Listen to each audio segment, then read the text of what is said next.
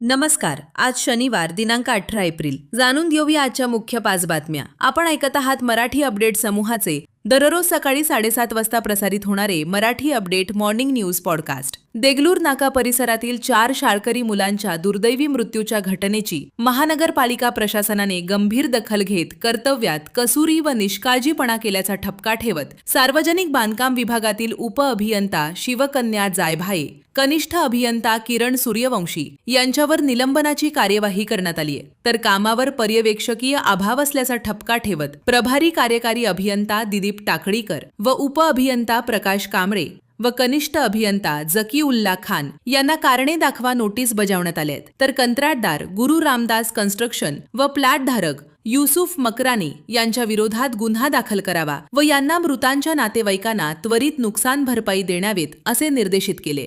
नांदेड शहरातील विकास कामांना गती देऊन नागरिकांना मूलभूत सुविधा तत्परतेने उपलब्ध करून द्या. तसेच 100 दिवसांच्या कृती कार्यक्रमातील संकल्प पूर्ण करण्याचे प्रयत्न करावेत असे निर्देश पालकमंत्री अतुल सावे यांनी दिले. काल जिल्हाधिकारी कार्यालयात महानगरपालिकेच्या 100 दिवसांच्या कृती आराखड्याचा आढावा घेण्यात आला. यावेळी ते बोलत होते. श्री क्षेत्र माहूर येथील श्री दत्तशिखर येथील कैलास टेकडी येथे दर्शनासाठी जात असलेल्या भाविकांचा ऑटो दत्त मांजरी घाटातील 3ऱ्या वळणावर उलटल्याची घटना काल सकाळी घडली असून यात हिंगोली जिल्ह्यातील कळमनुरी तालुक्यातील येहळेगाव येथील 7 भाविक व चालक असे 8 जण गंभीर जखमी झालेत. जखमींना पुढील उपचारासाठी माहूर ग्रामीण रुग्णालयात दाखल करण्यात आले.